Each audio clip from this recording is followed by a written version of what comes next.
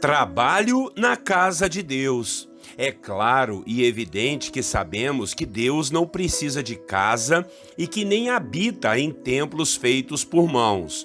Mas é muito claro também o ensinamento de que a igreja é a representação da casa do Senhor aqui neste mundo. Um lugar da família de Deus, lugar dos filhos do Senhor, lugar onde Deus é adorado em cultos, louvores, ofertas e muito serviço. A igreja é uma bênção. Ainda que você tenha sido decepcionado, ferido ou machucado em algum ambiente da igreja, você não pode desprezar essa obra tão grandiosa do Senhor. Muito pelo contrário, é aí que você precisa trabalhar para que a casa do Senhor seja um lugar de cura e de restauração. Todos nós somos chamados, convocados, vocacionados a trabalharmos para o Senhor na sua casa, que é a igreja. O próprio Deus é quem se encarrega de nos chamar, de nos capacitar a este trabalho usando outras pessoas. Só que a casa do Senhor, ela não pode ser desorganizada, ela não pode funcionar de qualquer maneira. E foi isso que o apóstolo Paulo ensinou para o seu discípulo e pastor Timóteo. Vamos falar sobre isso em nossa devocional de hoje, sobre o nosso trabalho na casa de Deus. Muito bom dia, meus irmãos e irmãs. A paz do Senhor para você e para toda a sua família. A devocional de hoje é um desafio para todos nós. O tema será Trabalho na casa de Deus. Vamos ler o texto bíblico de 1 Timóteo, capítulo 1, os versículos 13 ao 14. Diz assim a palavra: Os que servirem bem alcançarão uma excelente posição e grande determinação na fé em Cristo Jesus. Escrevo estas coisas, embora espere ir vê-lo em breve.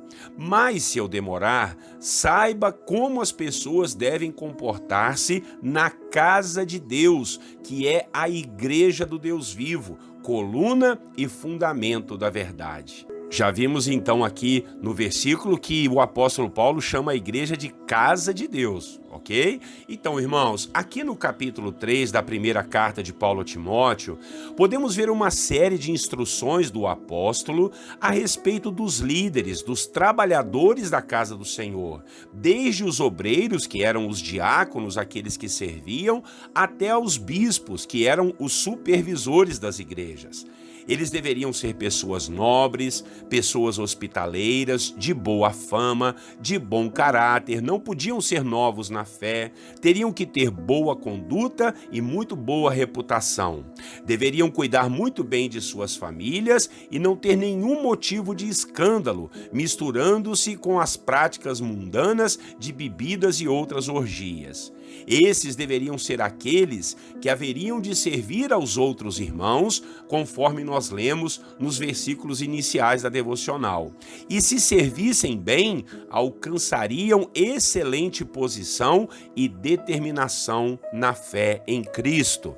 Paulo confirmou que a igreja é a casa de Deus, o Deus vivo, e que a igreja é a coluna e fundamento da verdade. Irmãos, a igreja é onde a gente aprende da verdade de Cristo, a verdade do Evangelho. Então, não pense que a igreja é qualquer coisa que podemos sair por aí criticando e metendo a lenha como muitos estão fazendo hoje na internet. Nada disso. A igreja é sim a casa de Deus e precisamos honrar essa casa com o nosso serviço e nosso trabalho. Sabemos que a igreja, a placa, o nome não salva ninguém, mas todos aqueles que são salvos desejam e precisam estar em comunhão com a igreja. Por mais problemas que vemos hoje em dia, nós não podemos desprezar a casa de Deus. Muito pelo contrário, aquilo que virmos de errado, devemos nos colocar à disposição de Deus para mudar. Até porque a gente vê coisa errada em muito lugar e não muda. A gente vê coisa errada na família, no nosso trabalho, no time de futebol. E por que a gente não larga isso? Mas a igreja, todo mundo quer largar porque tem um certo problema. É claro que nós vamos e com certeza vamos ver defeitos e problemas em uma instituição. Por quê? A instituição é constituída por seres humanos. Veja que até o ministério de Jesus, enquanto ele esteve aqui, né, ele tinha ali uma organização com seus apóstolos. E ali mesmo tinham o quê? Arrecadação, e tinham até um tesoureiro. E o pior, sabe o que é? É que o tesoureiro era Judas, e Judas roubava a bolsa das ofertas. Misericórdia, né, irmãos? Mas nem por isso Jesus desistiu de nós, nem por isso Jesus desistiu do ser humano. Não quero dizer que Jesus consentia lá ou admitia que alguém viesse a roubar, mas eu e você sabemos o final da vida de Judas, não é verdade? E será que vai ser diferente o final para aqueles que mexem com a igreja de hoje em dia? Então, não fique dando desculpas e falando mal de igrejas. Deixe isso por conta de Deus. O nosso papel é trabalhar na casa do Senhor, no lugar que Deus nos plantar. Ali devemos dar bons frutos para a glória de Deus. E nessa casa, a igreja deve ter organização, deve haver organização, deve haver trabalhadores selecionados e treinados, homens e mulheres que passem pelo crivo da palavra de Deus, de uma vida transformada, para evitar esses escândalos que nós temos visto hoje em dia. Foi isso que o apóstolo Paulo orientou a Timóteo. Então, não fique parado, não seja uma pessoa que vai à igreja para assistir cultos. Nós não somos espectadores de performances religiosas. Nós somos filhos de Deus que adoram o Senhor, o nosso Pai, e lá em sua casa, que é a igreja. E ali estaremos dispostos a trabalhar em prol da divulgação, da proclamação e da expansão do reino de Deus. E quem fizer isso de forma sincera, conforme o apóstolo Paulo disse para Timóteo, vai alcançar uma excelente posição e grande determinação na fé em Cristo Jesus. Você quer crescer na fé em Cristo? Então trabalhe para a igreja, trabalhe para o Senhor e para os seus filhos. Amém? Quando nós abraçamos a causa de Deus, Ele vai abraçar a nossa causa. Creia nisso. Em nome de Jesus, e bora lá, vamos trabalhar para a glória de Deus. Vamos orar pedindo ao Senhor que Ele nos dê essa chance, esse privilégio de poder fazer a sua grande obra. Logo depois, nós vamos fazer aquele nosso momento de oração e intercessão. Orem comigo. Ô Senhor nosso Deus, muito obrigado por essa palavra tão abençoada nesta manhã. Uma palavra que nos motiva a trabalharmos na casa de Deus. Hoje em dia vemos muitas pessoas, Pai, falando mal da sua noiva, Senhor. Oh, Deus, fazendo fofoca sobre a igreja, falando mentiras. É claro, nós sabemos que há problemas, há dificuldades sim na igreja, meu Pai. Mas isso, ó Deus, não quer dizer que vamos abandonar a obra, que vamos deixar de trabalhar para o Senhor. Nós temos problemas em tantas áreas da nossa vida e nem por isso nós deixamos, Pai, nós largamos de mão.